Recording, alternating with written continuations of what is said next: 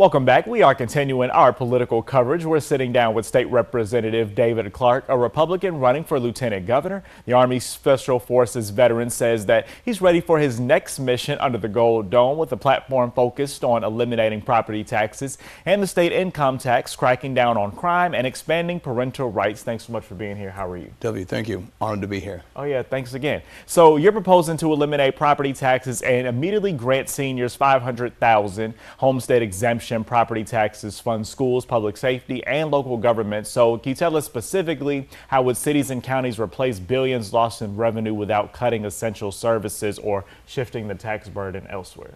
Yeah, definitely. I mean, I've served on almost every major committee, from appropriations to other committees, and I understand the challenges of balancing a budget and all that. Whether it's the state, the counties, and the cities.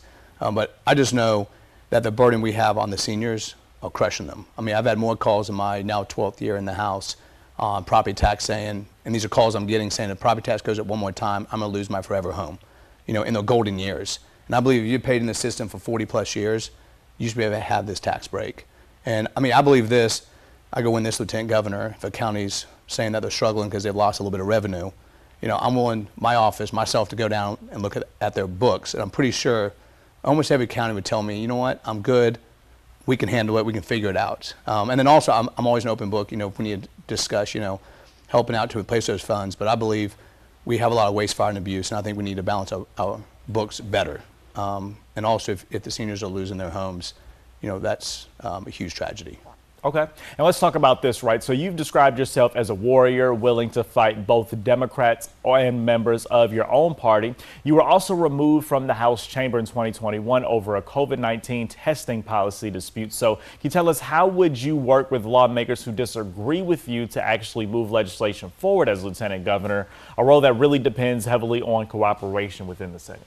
Yeah, definitely. Well, I mean, if you go down with my colleagues on both sides, Democrats or Republicans, I'll always work with them, build friendships, collaborate, and biggest thing is just respectful. We can agree to disagree on policy, and I've shown that. And I mean, also I have called out members of my own party, both sides. You go back in 2019, called out the former Speaker of the House for using his law practice to protect pedophiles, rapists, holding up cases 10 to 15 years old. I took a big stand in 2019, lost the chairmanship, lost almost all my committees to be a voice for somebody who had no voice. Her name was Haley, had been raped and did not have a day in court in 10 years. So I think what voters want is they want to know you're running on convictions, you're not running for a title, you're willing to lose everything, and I've proven that. I've done that. And even on the COVID stuff, 2020, there was a lot that went out of government, abusing the powers and all that. And I mean, I took a stand, but I think the biggest thing was a retribution from the former Speaker of the House, because I called him out for corruption in 2019. And so that whole COVID thing, it would be a while of us discussing how that all went down, but it was me taking the stand and him having retribution. But I can work across the aisle. I can work with my colleagues, Republicans. I'm back, out of the doghouse because the former Speaker has passed away, and I've moved and passed legislation, big, bold legislation that's been signed by the governor. So I can be in a fight, call out members on either side, and still get things done, because I know how to, lead from the front, especially as a Green Beret, experienced in politics, how to work and get things done.